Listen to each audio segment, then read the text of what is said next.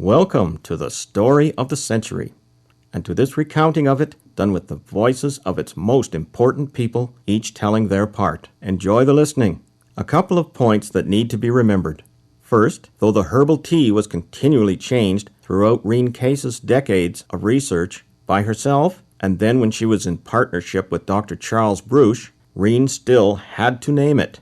So, at that time, she just spelled her last name backwards, and the generic name of Essiac was formed. It was not until the newspaper article on this tea was published in 1992 that it became important to make a definite distinction between the formula with the 4 main herbs in it and the full 8-herb formula called Floressence. Second, none of the information on this tape is to be misconstrued in any way as a diagnosis or prescription. If you have a health concern, please consult your health practitioner. And now I would like to introduce Lida Fair. She was Elaine Alexander's secretary and is now the official spokesperson for Floressence from Elaine Alexander's office.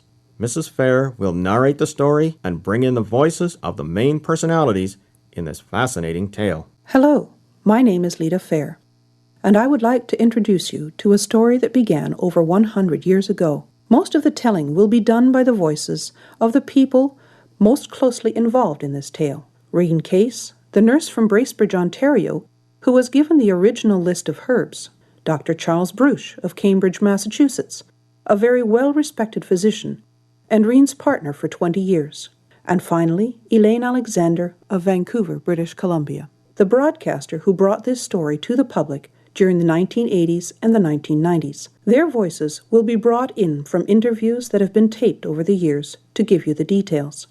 This story had its beginnings almost exactly 100 years before the herbal tea called Floressence was made available to the general public as the 8-herb formula that Reen Case and Dr. Bruch perfected during their 20-year partnership. In 1892, in northern Ontario, a medicine man of the Ojibwe tribe from the Algonquin Nation of North American Indians helped a white woman who was suffering. He did this using a tea the healers of his people had developed from the native wild plants. He also generously gave her the names of the plants and showed her what they looked like and where they grew in the woods and fields around them. Reen Case, our first personality, enters the story in 1922. At that time, Reen was the head nurse at a hospital in a little town called Haileybury in northern Ontario. She was born into a large, happy, caring, and loving family. It was her childhood that gave Reen her code of ethics and her love of her fellow human beings. She was once quoted as saying that the love and respect of her fellow man meant much more to her and to her family than any riches. Reen is going to relate a little about herself and her early history. What's your name, madam?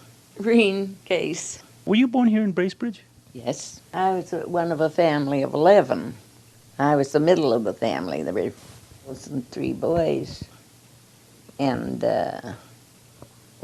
I can't tell you all my family life and my